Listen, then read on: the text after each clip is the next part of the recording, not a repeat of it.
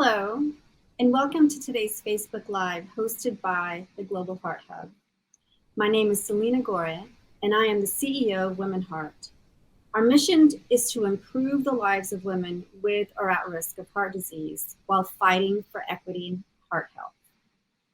Today, I've been asked by the Global Heart Hub to moderate this event, and I'm thrilled to be joined by a panel of experts who are just as passionate about the topic of atherosclerotic cardiovascular disease, or ASCVD, the umbrella term which includes heart disease and strokes.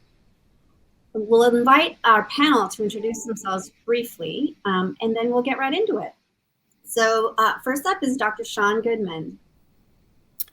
Thank you, Celina. Thank you for the opportunity. Hello, everyone. My name is Shaun Goodman. I'm a cardiologist. I work at St. Michael's Hospital, and this is in Toronto, Canada. I'm also a professor of medicine in the departments of medicine at both the University of Toronto and the University of Alberta in Edmonton. Great. Thanks, Shaun. Next up is Magdalena Daccord. Hello, everyone. My name is Magdalena Daccord, and I'm Chief Executive of FH Europe, the pan-European network of patient organizations advocating for patients and citizens affected with inherited lipid conditions, which very often, undetected, lead to premature atherosclerotic cardiovascular disease. Thank you for having me today. Thank you, Magdalena. And Neil Johnson. Hi, everybody. My name is Neil Johnson, and I'm coming to you from the west of Ireland, Galway City. And I'm the Executive Director of the Global Heart Hub, which is a relatively new organization, being an umbrella organization of international heart patient organizations. I'm delighted that we are hosting today's event, and thank you, Celina, and welcome, Shaun and Magdalena. Thank you so much for being part of this discussion. Great. Thanks, Neil. So before we start the event, I'd like to remind the audience that we want to hear from you as well if you are part of this conversation. So please share questions and comments in the chat, and hopefully we have time at the end so that our experts can answer some of your questions during the Q&A session. And so during this event, we will discuss ASCVD, what it is, who's at risk, and what we're doing together to expose the realities of ASCVD, so that we can tackle the challenge that the status quo is serving up. And it's a global health issue. So listen up, and hopefully we'll provide some information that's really useful for you today. So with that in mind, I'd like to invite Shaun, if we can start with you. The first question goes to you. Our audience is here because we have an interest or curiosity about ASCVD, or atherosclerotic cardiovascular disease. So we'd love for you to give us an overview of what ASCVD is and what the consequences are. Great. Thank you, Celina. So atherosclerotic cardiovascular disease, or ASCVD, is an important disease that pretty much affects or will affect each and every one of us over the courses of our lifetime. Within the broad collection of diseases of the heart and the blood vessel, and hence the term cardiovascular, many people, if they live long enough, will ultimately develop atherosclerosis. So in the early 1900s, a German pathologist coined the term atherosclerosis from the Greek athero, meaning pasta or gruel, and sclerosis, meaning hardening, to describe the fatty substance, cholesterol, that formed a plaque inside of a hardened artery. We now know that the main initiator of atherosclerosis is inflammation. And inflammation can affect the cells that line the blood vessels. When these cells aren't working properly, that allows cholesterol to enter into the walls of the blood vessels. Now, we all know that cholesterol comes from what we eat, but we also make, in fact, most of the cholesterol that ends up in our bloodstream in our livers. And I know that we'll hear more about this shortly from Magda, but I wanted to point out that there are some people that are born with a family tendency to have a very high level of cholesterol circulating in the bloodstream. For example, approximately 1 in 250 to around 1 in 300 people worldwide can inherit this genetic condition called familial hypercholesterolemia, or FH. Now, once the cholesterol gets into the walls of the arteries and starts to accumulate, it can form these plaques. And the plaques can cause narrowings that then restrict blood flow. So that limits or prevents the red blood cells that are floating around in our bloodstream that carry oxygen and the nutrients from reaching the vital organs like the heart muscle and the brain. So the clinical manifestations or the way that we're aware of ASCVD often is when people have conditions that relate to cerebrovascular disease related to the brain. And people are probably familiar with the terms stroke or transient ischemic attack, a TIA, which is a sort of a threatened stroke, or coronary artery disease in the arteries that supply the heart muscle. People can get chest discomfort or shortness of breath, difficulty in breathing. And if there's a prolonged blood flow blockage from one of those narrowings, one can ultimately have permanent damage, for example, to the heart muscle. We call that a heart attack.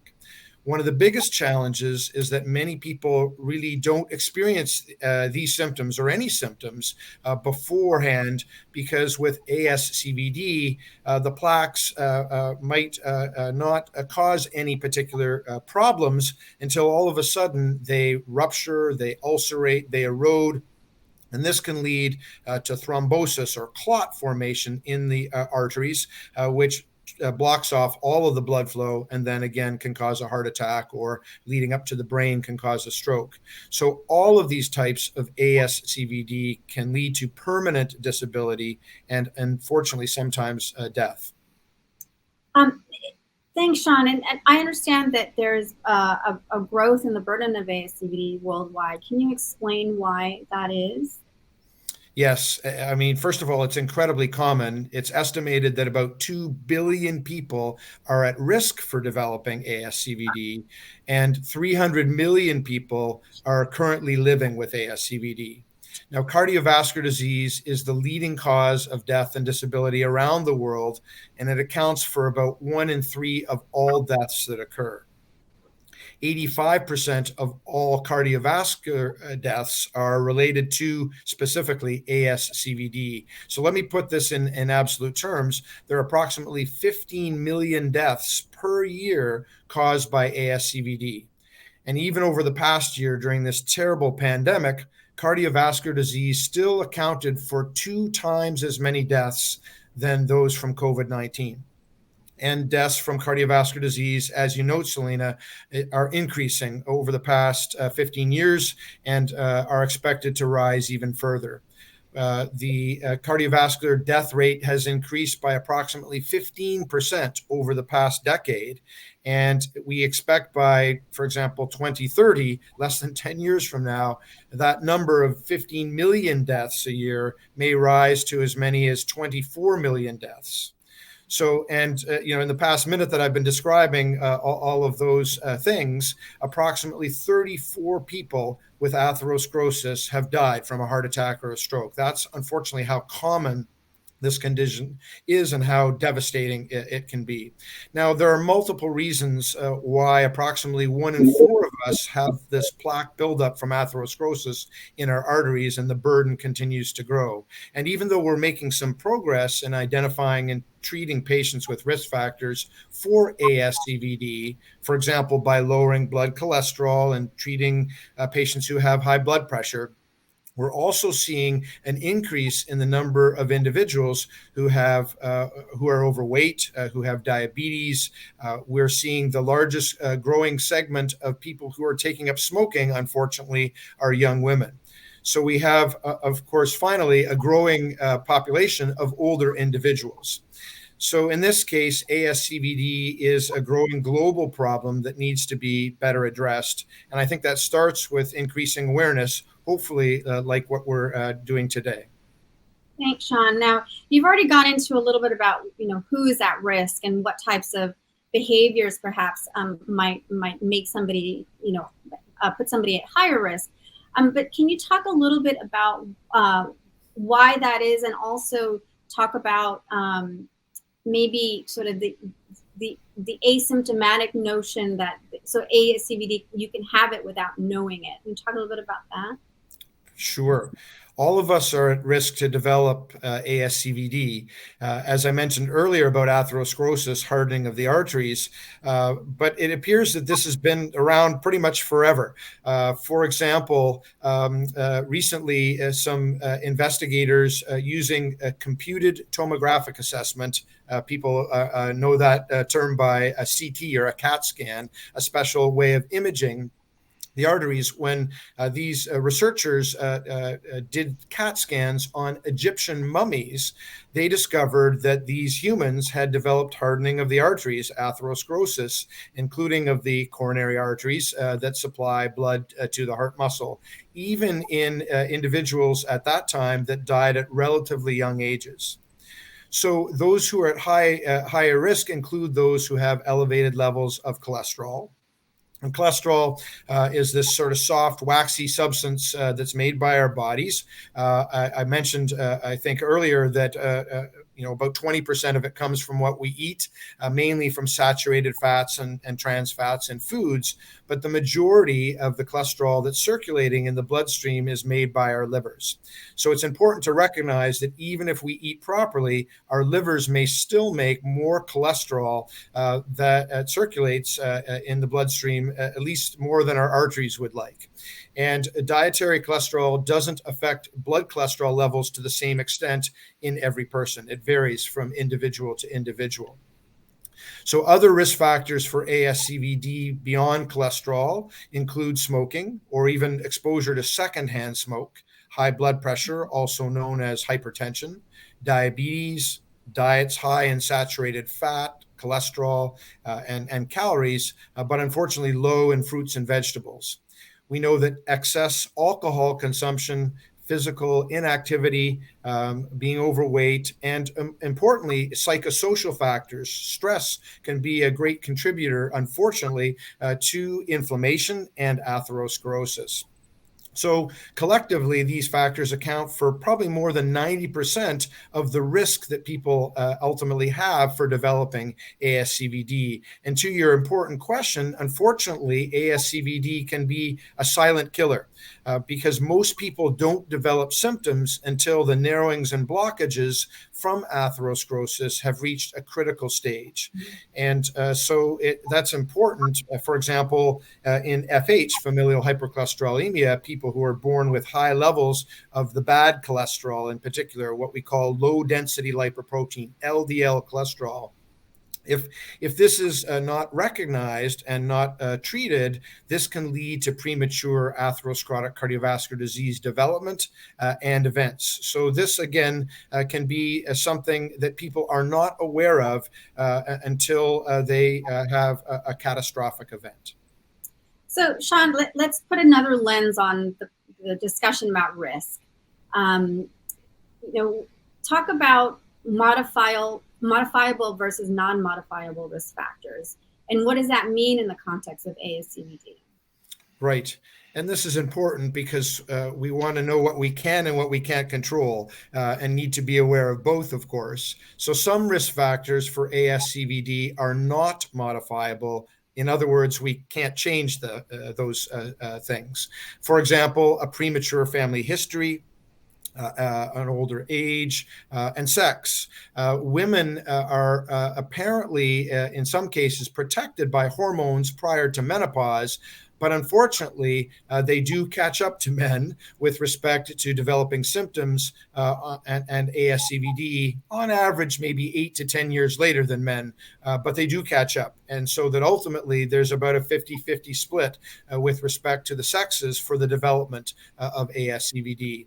And I also want to point out, while I'm on the topic of women, women and their healthcare providers tend to underestimate their risk of ASCVD. For example, about 1 in 3 women perceive breast cancer as the major health threat to them, understandably. But in reality, cardiovascular disease is actually responsible for twice as many annual deaths as all cancers, including breast cancer, combined. And then back to FH, of course, we can't change this. It's genetic. It's an inherited high cholesterol condition. but we can easily identify FH patients starting with a simple cholesterol blood test. We can dramatically change the course of FH if it's recognized and treated early enough. Now, if we turn to the factors, the risk factors for ASCVD that are modifiable, that are somewhat within our control, those relate to high cholesterol, high blood pressure, smoking, diabetes, being overweight, the things that I mentioned before. And these can be modified or changed to some extent, and we can lower our risk of developing ASCVD and maybe preventing about 80% of premature atherosclerotic cardiovascular disease events if we can get our cholesterol treated, if we can adopt a heart healthy lifestyle, we can increase our physical activity, quit smoking, easier said than done, of course. And similarly, managing stress, not an easy thing to do, but these are things that at least partially are within our control to be able to modify to the best of our ability. But of course, if people aren't aware of having ASCVD, it's not clearly within their control to modify even these risk factors. And I just want to finish up by saying that, I've been in this space for about 30 years, looking after people with at risk for or with ASCVD, including doing some clinical research. And I think that the best way forward is to engage the person and their family. We need to move away from the sort of paternalistic, physician-only approach in all of this. We need to engage all of the healthcare providers, not just the cardiovascular specialist like me, who happens to see a patient with ASCVD in the hospital after they've had their heart attack. But we need to better engage pharmacists, nurse practitioners, dietitians, nutritionists, and the primary care physician who's at the front with these individuals. And we need to empower the patients so that they can be their own best advocate. We have tools, I think. We just need to sort of coordinate better and enhance awareness to individuals. And I think that this is a potential winnable battle against ASCVD.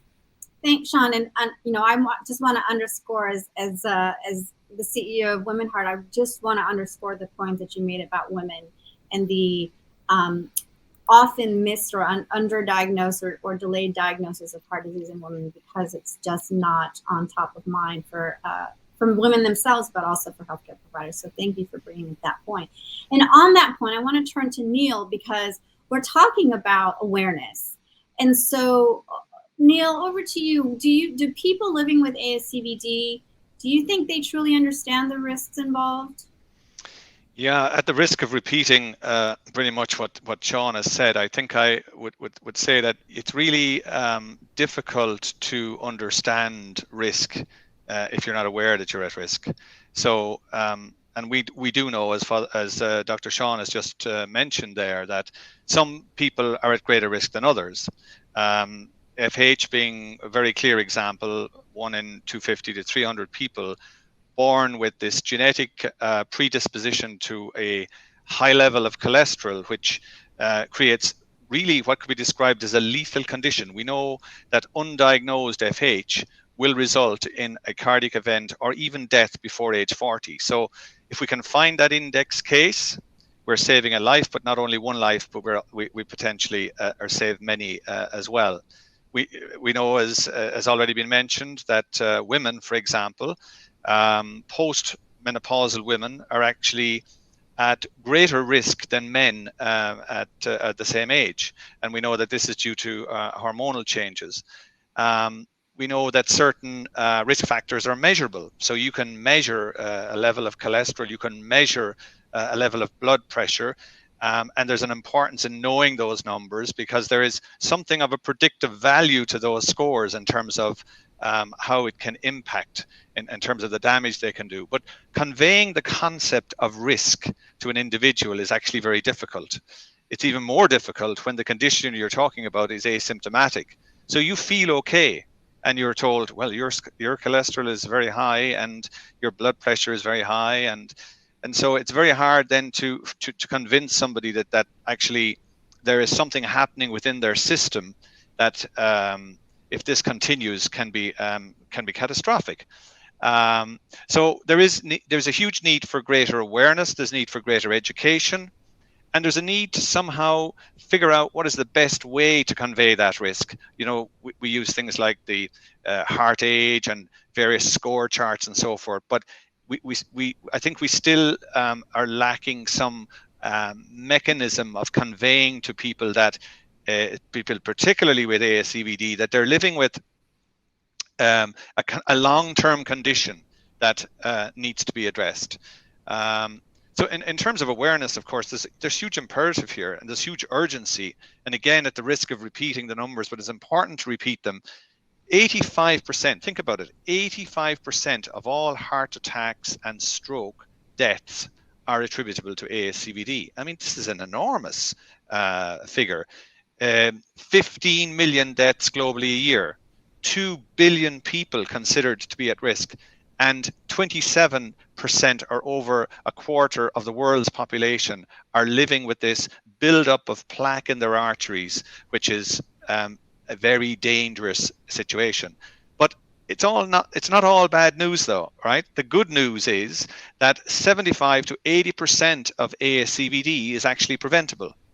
And the key thing is to recognize the risk, and many of these risks are treatable. So while it's a very serious situation and a very scary situation in some respects, the good news is that there's a lot we can do, even for those people that we know have that lethal condition of FH. If we can, first of all, find them, we can treat them. Thanks, Neil. I mean, these numbers are staggering, and I think, you know, all of us are kind of compelled to think about how we can work together to address it. So I want to bring Magda into the conversation and put a question to both Magda and Neil. I'd love to hear what you both think are the main challenges. Why are we not currently winning the fight against ASCVD? What are the challenges in terms of managing ASCVD? And let's start with you, Magda. Thank you, Celina. The short answer is it's multifactorial. Before we even get into the challenges in ASCVD management, we need to address the challenges of low awareness, followed by low detection and diagnosis rate. And I would like to start with that. So perception, or better said, misperception. So let's imagine we hear someone around us suffers from CVD, cardiovascular disease. And now, after a clear presentation by Dr. Goodman, it is highly possible it is ASCVD we're talking, so atherosclerotic cardiovascular disease, which we know is due to high cholesterol. Suddenly, a classic picture pops up in our head, a typical patient profile, an unhealthy individual having a high-fat, high-cholesterol diet, sedentary lifestyle, lacking any physical activity, possibly even someone smoking. Everything we've heard so far. But that's not necessarily true, and surely not for the community I represent here today. I represent the community of patients and their families, specifically bloodline relatives, as well as citizens, and I will explain in a second why I refer to citizens here, affected by what we heard earlier, genetic inherited risk factor, which is non-modifiable. So low awareness among public and doctors. FH specifically, familial hypercholesterolemia, is the most common genetic condition in the world, which affects over 30 million people around the globe. As Dr. Goodman said, we have 1 in about 300 persons born with it. It might differ depending on the geography, but it's roughly 250, 300. And let me add, to be a little bit more realistic, but at the same time dramatic here, a child with FH is born every minute. However, there's an issue with detection. Only 1 person in 9 are diagnosed correctly. That means that 90% of people globally born with FH are absolutely unaware, and they probably never heard of FH. I would even dare asking, if I could, how many of you joining us today have heard of FH before? And so they're not patients as such, as by the definition. They are citizens because they are not aware. They haven't been detected. They have not been diagnosed. The low awareness is as well noticed, observed among doctors. And that very often leads to undertreatment or inappropriate treatment. Despite available guidelines, most of the patients with FH do not meet their recommended targets. And in FH specifically, we need to understand we're talking about combination treatment. We need to sometimes, well, very often take several pills, medications to reach those targets. But as everyone said before me, and I'm going to repeat it a little bit, ASCVD is invisible. So it is difficult to adhere to treatment on a daily basis throughout your life for something that you do not feel and do not see, asymptomatic. There's one other thing. We're talking about prevention. It's so difficult to take medication, not even knowing that something bad might be just around the corner, hoping that we will do the right thing and prevent it. So maybe shortly, what does it mean for the families affected by FH? The ones that have not been detected suffer unnecessary and preventable heart attacks, strokes, and unfortunately, we need to say it out loud, even death. Most time, FH patients are diagnosed by a cardiologist at the time of their first event, which is a heart attack, which occurs prematurely at the age of 40. And ladies and gentlemen, this is way too late. We know from the global registry that adults are identified at the age of 40. Children are identified as a result of a tragic event because of their parents being identified. This is unacceptable, and it shouldn't be happening, especially in the era where we have available knowledge and tools and screening techniques as well as medication available. Last sentence, FH is often called a disease, but if detected timely, becomes a CVD risk factor, which treated, we can effectively keep under control. So let's detect the detectable and prevent the preventable. That's great. Thank you very much, Magda. Neil, what are your thoughts in terms of the main challenges in global ASCVD management? Well, to add to what Magda's just said, I think the biggest challenge is the issue of priority, and to what extent this issue is a priority for our governments and our leaders. Because the reality is that this is a global health issue. If you look at in pure sheer terms of impact and scale, this is so huge. The only way it can be addressed is at the level of international governments with collective action. Health systems across every country in the world are crumbling under the burden of ASCVD, because it leads to long-term chronic conditions, which are recurring revolving door expenditures in our hospitals and in our primary care centres. The financial costs, we could stay here for the day discussing the figures. They are shocking, they are frightening, but for some reason, we're not really doing anything about it. At the level of the human cost, we've heard already, a third, think about it, a third of all deaths directly attributable to ASCVD. The burden of heart attack and stroke, disability, ill health, death, all attributable to something that we can, that we know is largely preventable.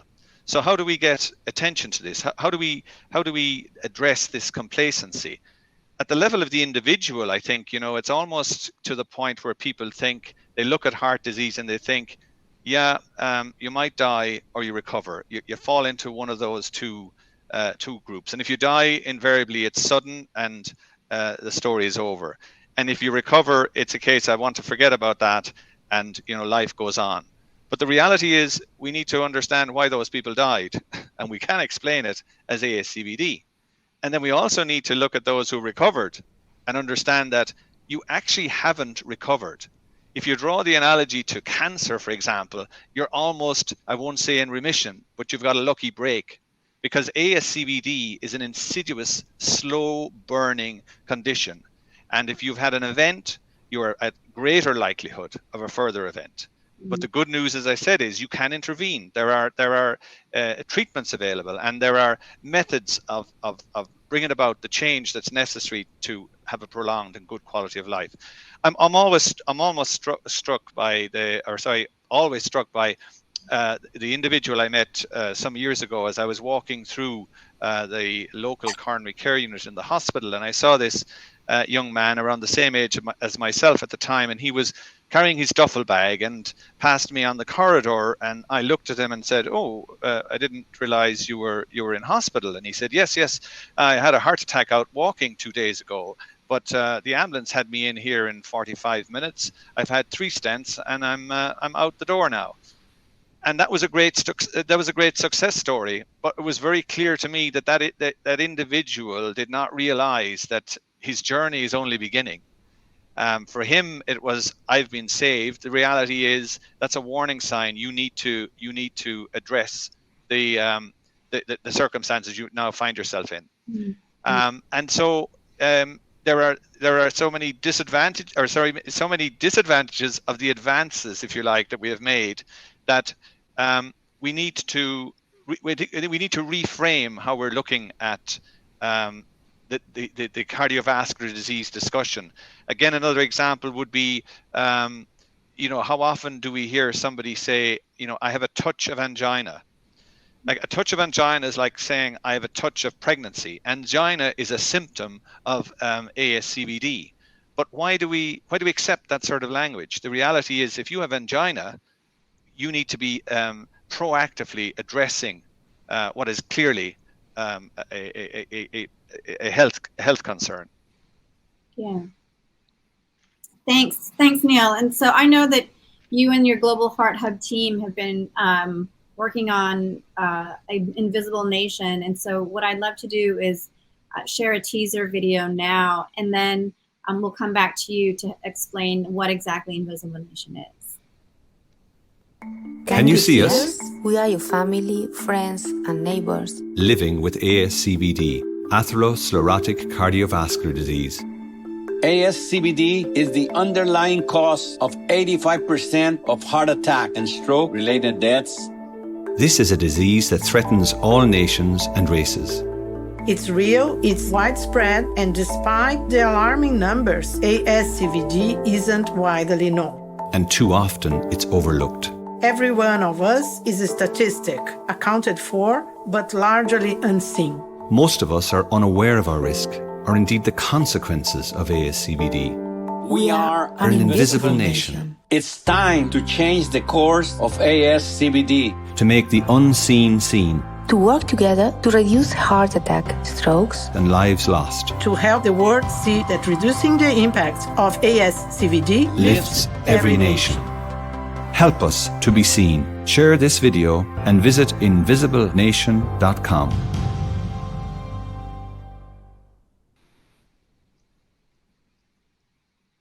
Great. Over to you, Neil, on exactly what Invisible Nation is. Well, I think to explain the word itself, the clue is in the name, Invisible Nation, and perhaps it should be best described Invisible World. And as we've described and discussed just now, we're talking about something that's affecting 300 million people living with ASCVD, the majority of whom are undiagnosed. And in the case of those that we spoke about with FH, for example, we've just learned that only about 10% of those with that lethal condition are diagnosed. So there is this invisibility, if you like, about this huge number of people. And we really have to do something about this. We really have to highlight that it's time for change. It's time to change the status quo on this. And it's a disease of all nations. It's a disease of all races. It's a disease of gender, of all gender and all backgrounds. And while lifestyle, as has been discussed, is critically important, it's not just a lifestyle issue. We've heard about genetics, about family history, about gender, about aging. So factors that are outside of our control. So you just can't blame people and assume this is as a result of the way you've lived your life. And for that reason, we need more than just medical help. We need intervention and leadership at government level, at the level of policy. We need national and international prevention and early intervention strategies. But I ask you, how many countries in the world have such plans? I know that in Ireland, for example, right now, we actually don't even have a national cardiovascular health strategy, let alone a prevention strategy. And this is something that we as a patient organization in our country are pushing for. So Invisible Nation it actually is a collaboration, it's a co-creation between the Global Heart Hub and Novartis. And we launched this with Novartis as a multi-year initiative.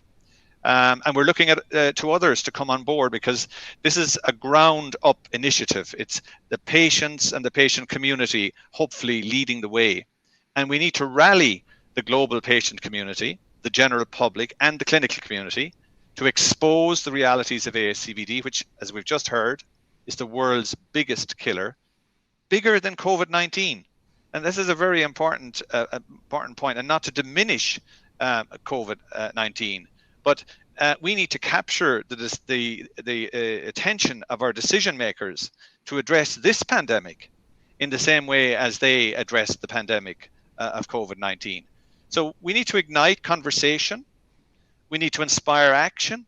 We need to activate systemic change. It's not acceptable, I think, that we can continue to ignore this. ASCVD is the primary driver of all heart attacks and strokes, and indeed many other diseases. And the global mortality rate of 30% of all deaths being related to this, it's time to cry halt and say, look, we need to come together as a community from the bottom up and implore our decision makers at government level to bring about change. And Neil, who can get involved? Can anybody get involved? Are we talking about individuals? Are we talking about patient groups, other organizations? Who exactly is sort of the target audience for Invisible Nation? Well, right now, the target audience is everyone. This is an initiative that's being led by the heart patient community. And so we're initially trying to reach out to our own community and to get the conversation going. But ultimately, what we're trying to do here is to start a conversation. We need a collective voice. We need to have those conversations with family, with friends, with community leaders. Eventually, we want to get the conversation to the level where we're talking to policymakers and decision makers. But we won't get there until we get the grassroots level talking and realizing just how significant an issue is. And so we need that collective action. And I invite people today to join this conversation. And they can do so by visiting the Global Heart Hub website, invisiblenation.com. And I'd encourage you to share the content that's there, and we'll be updating that and adding more. And this content will be made available in a format that is shareable. And we're all used to sharing information now on digital and social channels. Let's do it. Let's push this conversation out far so that we create a fire and a momentum around this issue. Shaun, Neil brought up the topic of COVID-19. So I'd love to get your thoughts on what lessons we might be able to learn from the collective response to COVID-19 around the world. Yeah, I think Neil said it brilliantly. I think just like the response to COVID-19, we need to deal with this particular pandemic, that of atherosclerotic cardiovascular disease. We need to come together to make ASCVD visible. And that involves a team approach, including clinical research, and in the case of ASCVD, making an optimal diagnosis and initiating whatever treatment or modifying risk factors as we best can. And of course, one of the things that I take away from the pandemic, the COVID-19 pandemic, is that science, while it doesn't always have all of the answers, or at least not as quickly as we might ask for them, is the best way forward. And of course, it's been mentioned that the pandemic has placed this enormous weight on our healthcare systems, which are already overburdened. We've seen, for example, during the first wave, that patients with heart attacks and strokes often didn't come to hospital, or if they did, they came in a delayed fashion. understandably worried about getting infection. But these are safe places. And approaching your primary care physician, folks in your circle of care, safety measures are in place so that one won't get infected from COVID-19, and one shouldn't delay seeking treatment or attention.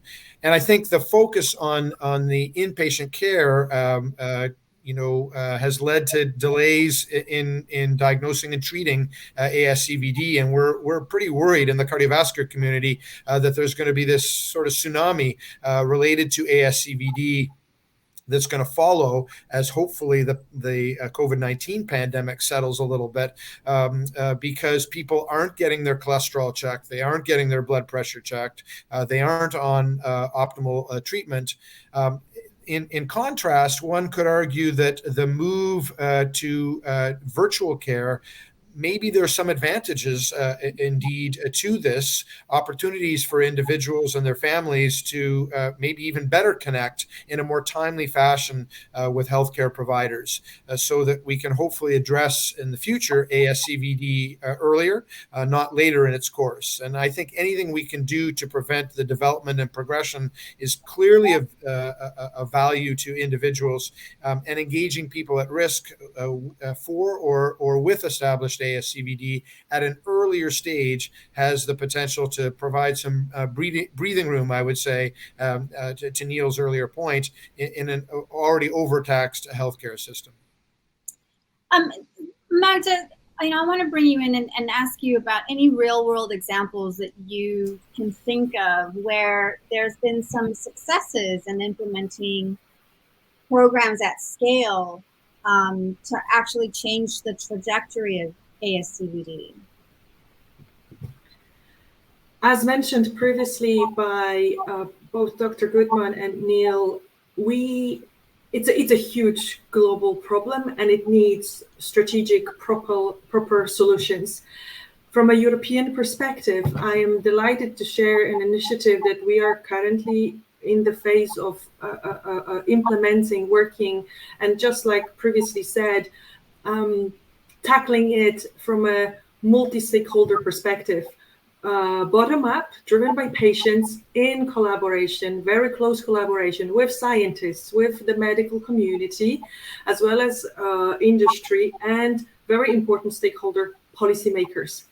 FH Europe, with partners like Global Heart Hub, as well as other representative organizations, is working on an implementation of universal early screening for FH, so that pediatric FH detection is reality across Europe. And hopefully, I truly believe, hopefully with the efforts of everyone involved, we will be able to make a big difference and detect those people, prevent the preventable, and create a best practice beyond Europe, so that prevention and detection happens in other areas of the world.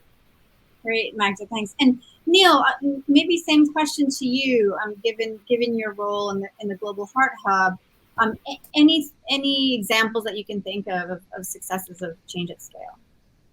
Well, when you talk about change at scale, probably COVID is the best example that we could give right now. And you stand back and say, what was it about, or what is it about the COVID pandemic that brought about such united international alignment on what the best course of action was?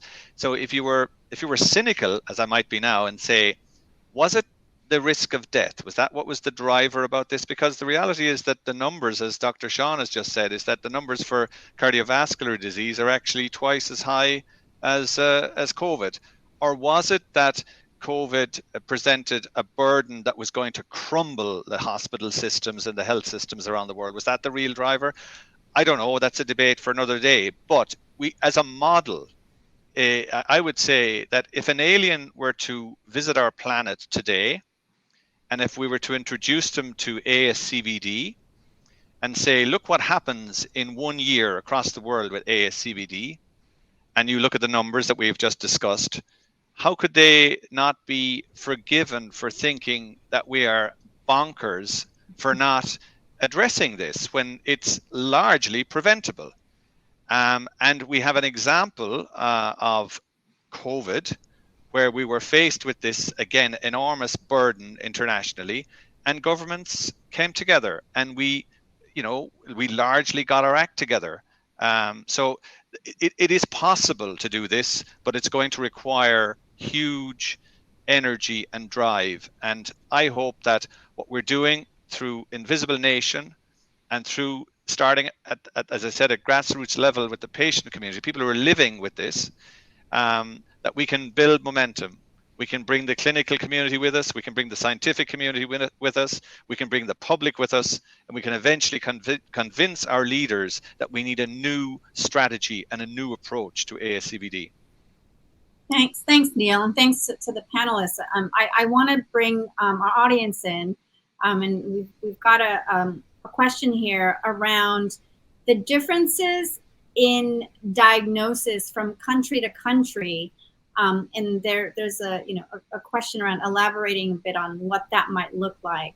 I'm going to start with you, Shaun. I know that you're in Canada, but I know that you also are aware of things that are happening in other countries. Do you have any reflections on the differences of diagnosis of ASCVD?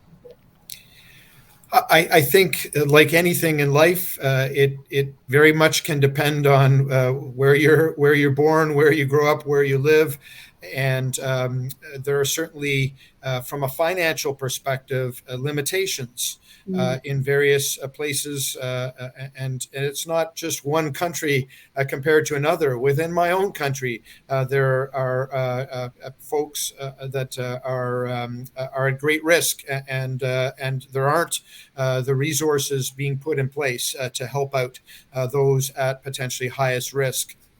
And it's going to be a challenge, I think, we need to galvanize. We need to, get everyone together, and as Neil has pointed out, get our governments to make this visible and make it a priority.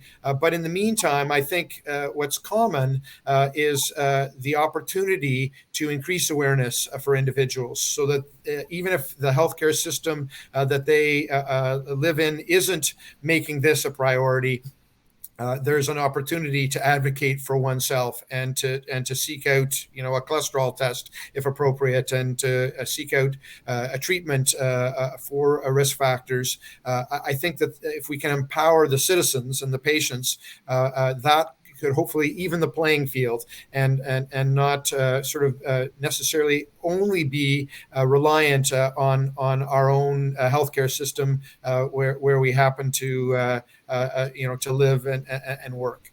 Yeah, Magda, maybe the same question to you. Given that you've got a good overview of what happens across Europe, how might you kind of reflect a little bit on differences of diagnosis from country to country? Last year, we actually conducted a global survey among young physicians and medical students about their knowledge of FH. And those were freshmen who just left university medical schools. Less than 50% of them were able to tell what FH stood for. And the deeper we were digging, the less they actually knew about the condition. That's one area. I can only echo what Dr. Goodman was saying. It is very different between countries. And again, the hospital protocols will be different between one hospital and another one. I'm based in Switzerland, and I can tell you it is the case in Switzerland between different regions. Across Europe, we know it differs. There are some champions. There are some countries that very often you would not even think are very good at detecting and giving the right diagnosis. And I used to call them the underdogs, because those are the very, very small nations that are very successful, but they manage to get it right from the top to bottom with the politicians and policy health ministries involved. One other element that was so well made by Dr. Goodman We live in an era where it's as well our own individual responsibility. We hear a lot about health literacy. Those who are here today are demonstrating how important it is to be well informed, and I can only applaud you. We have access to a lot of reliable tools right now. Patient engagement, patient responsibility, citizen responsibility is a key factor to get the right diagnosis and to sometimes maybe even challenge your clinician, your doctor, and ask sometimes more difficult questions to get your right diagnosis. Yeah, great. And, Shaun, there's a question that's been kind of in my mind throughout this time we've spent together, going back to modifiable and non-modifiable risk factors. I guess the question is, can people regulate their cholesterol just with diet and exercise? Because I think a lot of people would desire that, and not like try to stay away from medical intervention. But is that a possibility? Absolutely. Certainly what we eat, particularly saturated and trans fats and calories, those contribute to the levels of the bad cholesterol floating around in our bloodstream. And so a healthy lifestyle, including, watching what we eat and exercising, those should be for all individuals at risk for ASCVD and those who have high cholesterol. That's definitely an approach that needs to be taken. But as I mentioned earlier, the challenge is a couple. One is the FH situation that Magda's nicely outlined. These individuals, it doesn't matter how well they watch their diet and exercise, they're born with this tendency to make lifelong high levels of bad cholesterol, and so they will need treatment. And then of course, even for those individuals who don't have FH but have high cholesterol and make lifestyle changes, the levels may still be higher than what's safe for the arteries. And so it shouldn't be considered a failure by an individual who's trying to make these lifestyle changes, quitting smoking as well, all of these important things, but they may still have elevated levels. But the good news is that treatment it's very safe, it's been well researched, it's very well tolerated.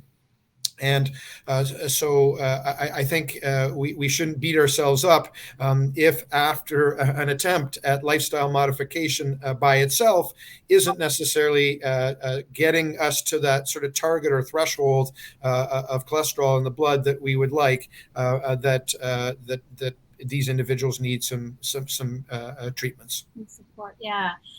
So we're almost at time, but I did want to give each of our panelists an opportunity to maybe in one or two sentences, I know that's a little challenging, what one thing would you want our audience to take away from today's event? Let's start with Neil. Well, I guess if people were to go away from today, I would love them to go away with the message that, we generally have an awareness of what we call cardiovascular diseases. And I would like people to stop and think and say, okay, that's a big term, it's a big umbrella. And there's one component under that umbrella, which is called ASCVD, which is a long word. And that's the element that actually is causing the most harm, most damage, and greatest cost.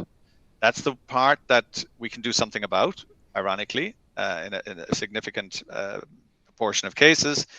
But we have just left the burden and harm of this particular subset of cardiovascular disease pretty much go unnoticed in terms of any real intention to tackle it. So we need to start the conversation. So the message from me today is, let's talk about this. Let's get the message out there that this burden is enormous and we need to do something about it. And hopefully through collective engagement and action, we will eventually bring about the change that is required. Thanks. 1 or 2 sentences, Magda. I would like everyone who's been listening to us today to leave this meeting empowered with knowledge.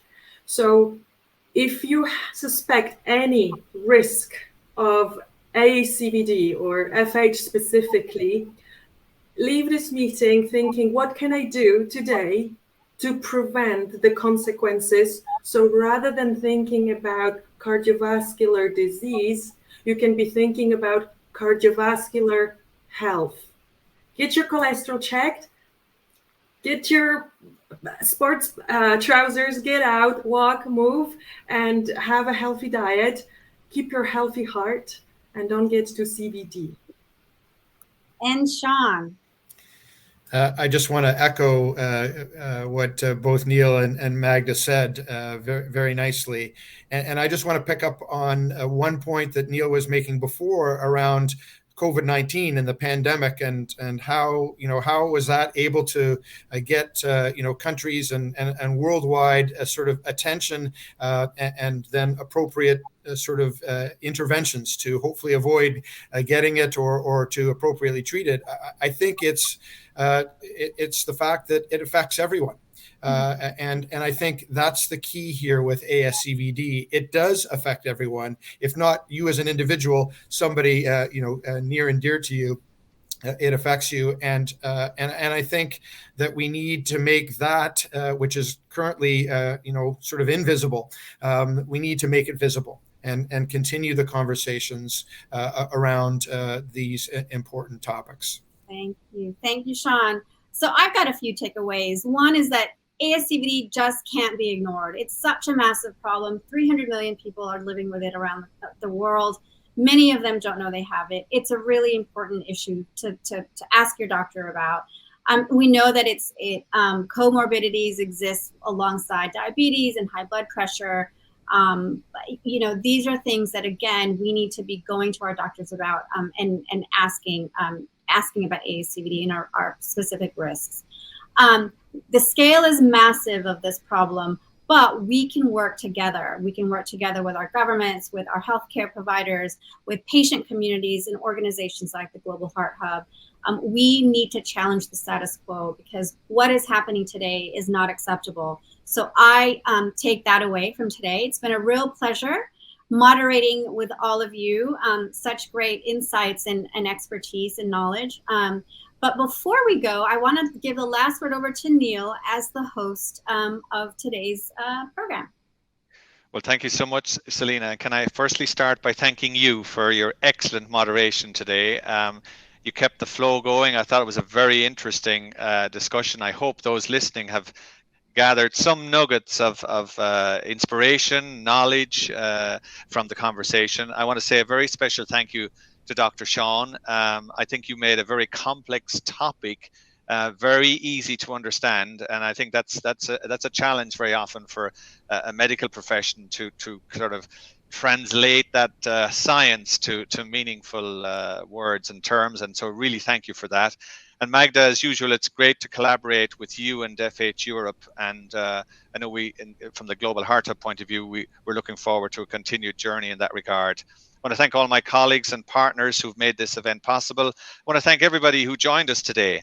I hope you got some. I know it was perhaps a little bit heavy at times in terms of it's some of this is bad news, but as we said, there's some very positive messages here. There's messages around us being able to take control, being able to do something, being able to work together and make a difference. So I hope there was something in this for everybody. So thank you all very, very much, and really delighted. Thank you.